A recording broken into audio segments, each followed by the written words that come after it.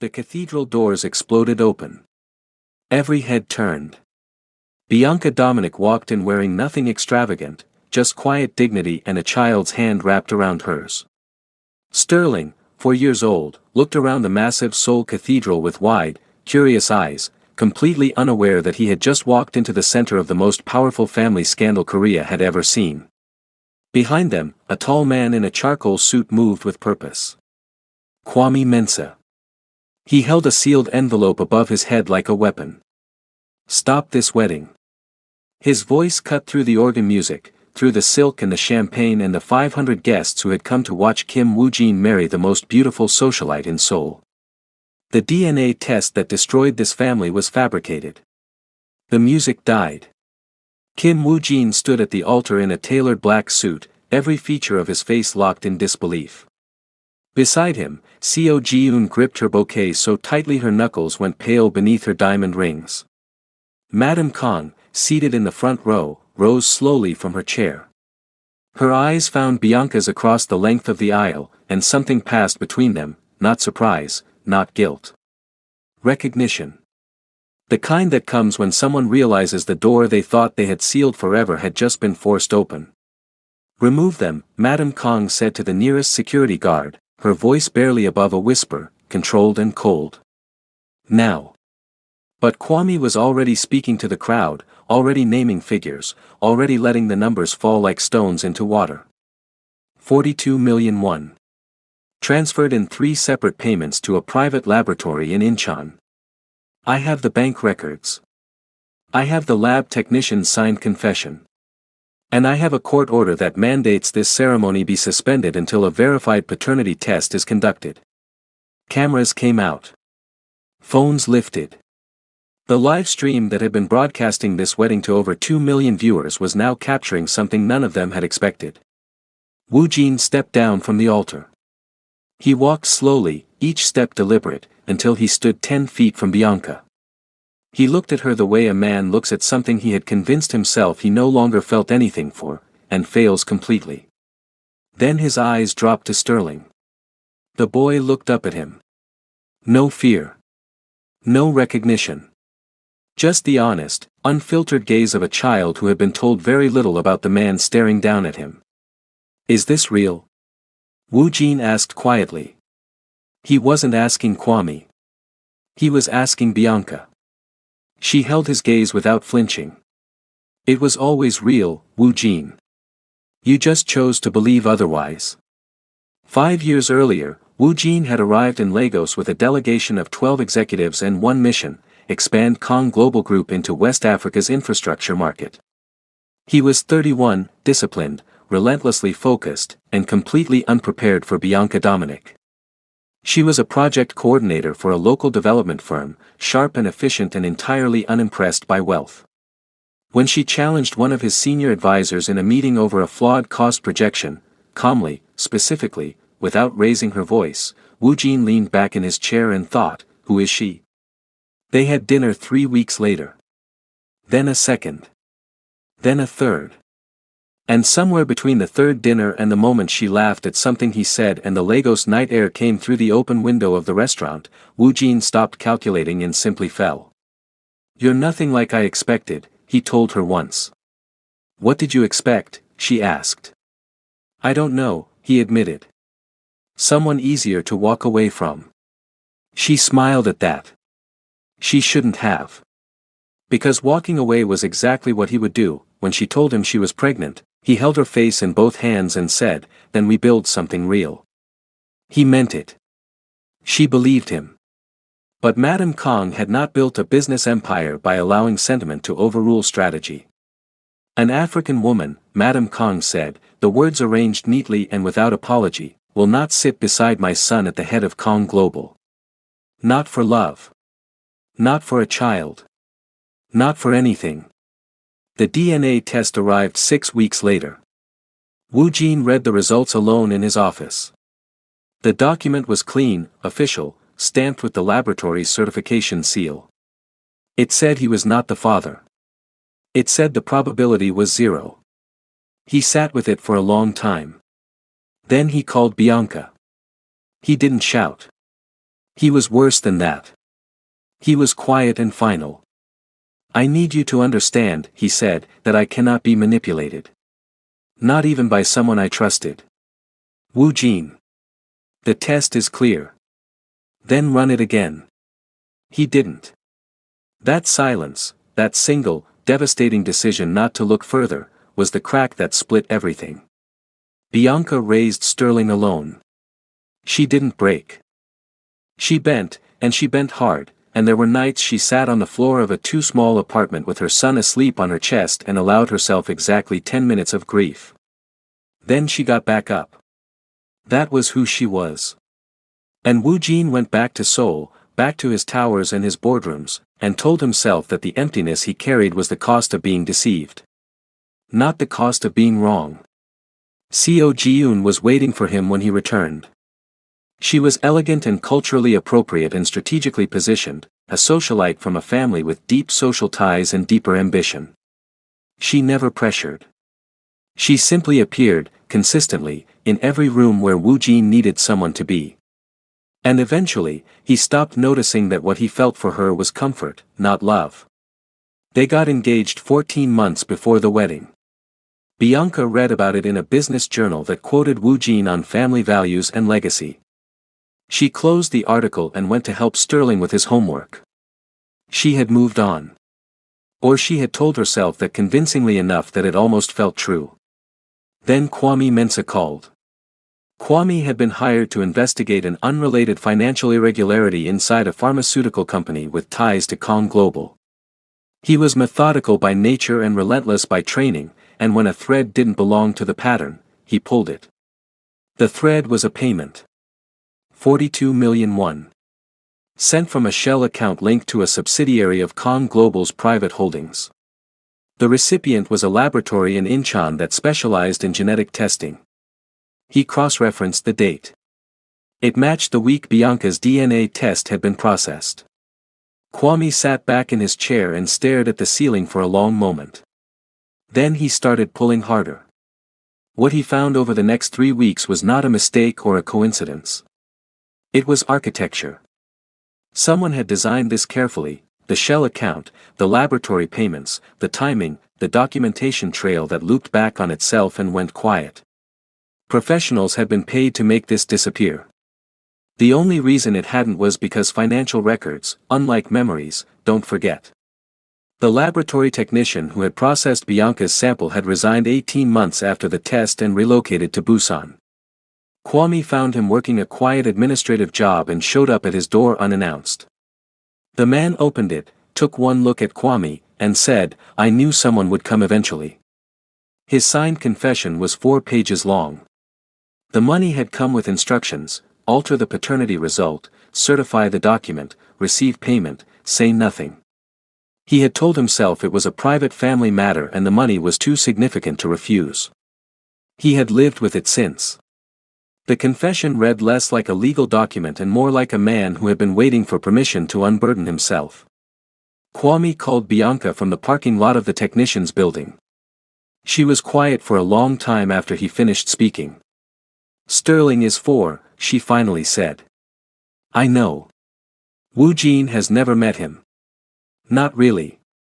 Not as his father." "I know that too." Another silence. Then, "What do you need from me?" Back in the cathedral, the air had turned electric. Madame Kang's composure was extraordinary, even now. She stood beside her front row seat with her hands folded at her waist, watching Kwame present documents to Wu Jin with the expression of someone watching a fire they had hoped would burn out on its own but had now reached their front door. "These documents," Kwame said, handing the sealed folder directly to Wu Jin, "include the original payment records, the certified confession from the laboratory technician, and a court-approved mandate for an immediate independent paternity test."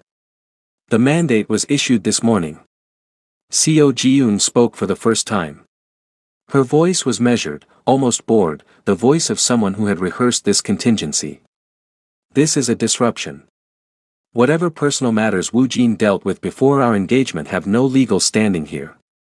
They do, Kwame said pleasantly, when those personal matters include fraudulent evidence, inheritance interference, and wire fraud involving funds that passed through two corporate entities connected to you personally.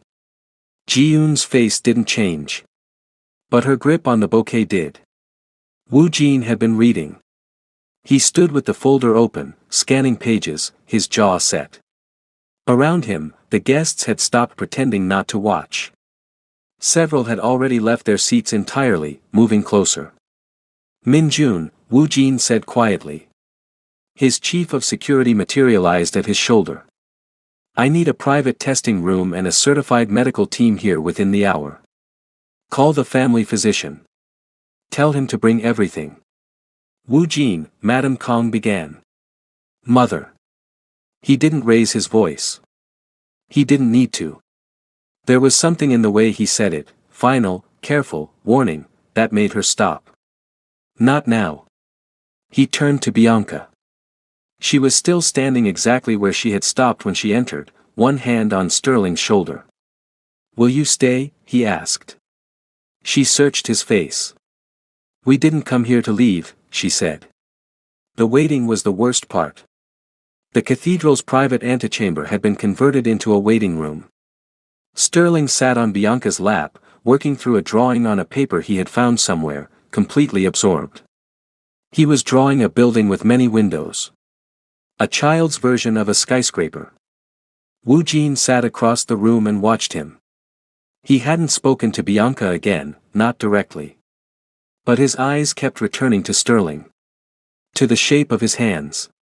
To the way he held the pencil with his left hand, the same way Woo Jin did, a habit that had mildly irritated every teacher he'd ever had. He left-handed? Woo Jin asked finally. Bianca looked up. Yes. Woo Jin nodded slowly, like he was filing something away. Outside the antechamber, the cathedral had descended into controlled chaos.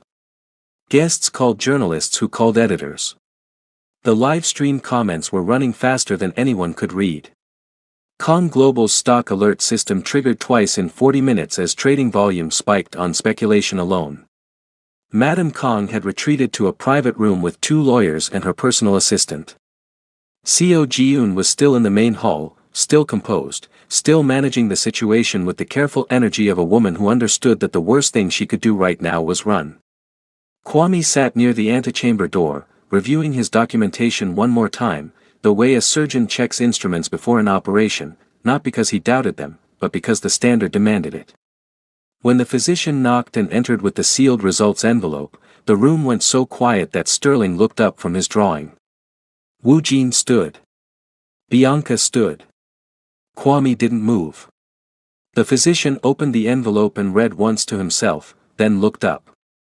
99.9% probability of paternity, he said. The child is yours, Mr. Kim. Sterling looked at the man everyone was staring at. Are you my dad? He asked. The room held its breath. Woo Jin crossed the floor and crouched down to Sterling's eye level. Up close, the resemblance that had been building in the background of every observation suddenly arrived all at once, fully formed and undeniable. Yes, Woo Jin said, his voice barely holding. I am. Sterling considered this with the gravity of a 4-year-old processing new information. Then he held up his drawing. I made a building, he said. It has 50 windows. Woo Jin looked at the drawing for a long moment. Then, for the first time since the cathedral doors had burst open, Kim Woo Jin, chairman of Kong Global Group, one of the most powerful men in Korea, laughed. And it broke something open in him that had been sealed shut for 5 years. Bianca watched it happen. She didn't smile yet. There was still too much between them for that. But something in her chest loosened. Not forgiveness. Not yet. But the beginning of the road toward it. Co Ji-yoon's arrest was not dramatic. It rarely is when the evidence is comprehensive. Kwame had handed the full documentation package to the prosecutor's office 3 days before the wedding, having correctly anticipated that Ji-yoon would not flee. She was too calculated for panic. She was escorted out of the cathedral building that evening with exactly the quiet efficiency the situation demanded. No handcuffs in front of cameras. Just a conversation, then a departure, then a silence where her presence used to be. Madame Kong was a different matter. She was not arrested that day. The investigation into her involvement, the funding, the authorization, the years of silence, took longer. But it moved. It moved with the kind of institutional momentum that wealth and reputation can delay but not permanently stop. By the time the formal charges were filed 6 weeks later, Kong Global's board had already voted to remove her from every advisory position she held. Not as punishment, exactly. As distance. The kind powerful people create between themselves and a sinking object before it pulls them under. Madame Kong resigned from public life without a statement. For a woman who had spent 4 decades carefully constructing her image, the silence was its own verdict. The months after the wedding that never happened were not simple for anyone. Wu Jin did not ask Bianca to return to him. He was smarter than that, or perhaps just humble enough, finally, to understand that the damage he had participated in, even unknowingly, even by absence rather than action, was not resolved by a DNA result or a corporation's collapse. He asked instead for access. Time. The chance to know his son. Bianca agreed to that much. She watched carefully in the beginning, the way anyone watches when they are deciding whether to trust again, whether the person in front of them is performing or actually changing. She watched Wu Jin arrive for every scheduled visit. She watched him sit on the floor with Sterling and build things and lose at card games and learn the particular frequency of his son's laugh. She watched him show up even when the visits were awkward, even when Sterling was in a difficult mood, even when there was nothing to gain from it except the ordinary experience of being a parent. He didn't make grand gestures. He made consistent ones. That was what reached her eventually. Not the apology, which came early and was sincere but insufficient. Not the legal settlements or the corporate restructuring. The consistency. The evidence that what he was doing was not performance but intention. "I know what I cost you," he told her one evening, after Sterling had fallen asleep and the apartment had gone quiet. "I'm not asking you to forgive that.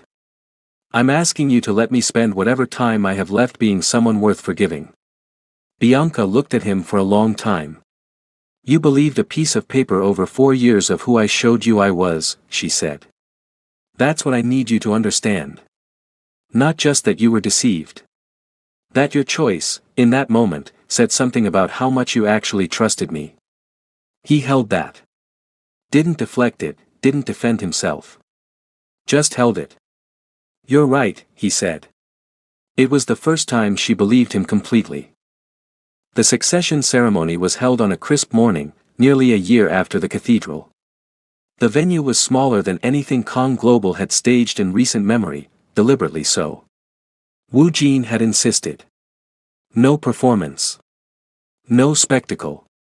Just the formal, public acknowledgement of what the courts and the DNA results and the wreckage of the previous year had already confirmed. Sterling stood on the stage in a small dark suit that Bianca had spent longer selecting than she admitted. He held his father's hand with the easy, unself-conscious grip of a child who had decided he trusted someone and saw no need to make it complicated. Wu Jin spoke briefly. He named those who had built Kong Global. He thanked those who had protected its integrity when it was threatened. He acknowledged, without euphemism, that the company's most serious threat had come not from outside competitors but from within, from people who had prioritized inheritance over truth. Then he introduced Sterling. Not as his heir in the language of corporate succession. As his son. As the person who had taught him, in the space of a single year, more about what a Kong Global chairman should be than 4 decades of boardrooms had managed. The room was quiet in a good way, the way rooms go quiet when something true is being said. Afterward, when the formal portion had ended and the crowd had broken into smaller conversations, Wu Jin found Bianca standing slightly apart, watching Sterling accept a handshake from an elderly board member with an expression of extreme seriousness. "He's going to run this company better than I did," Wu Jin said. "He's going to run everything better than you did," Bianca said. "He gets that from me." Wu Jin laughed. Then he turned to face her fully. The cameras were gone. The board members were occupied. It was, for a moment, just the two of them in a room full of other people, the way it had been in Lagos once, years ago, before everything became complicated. I am not asking for what we had, he said quietly. I know that's gone. I'm asking for what we could build. If you're willing.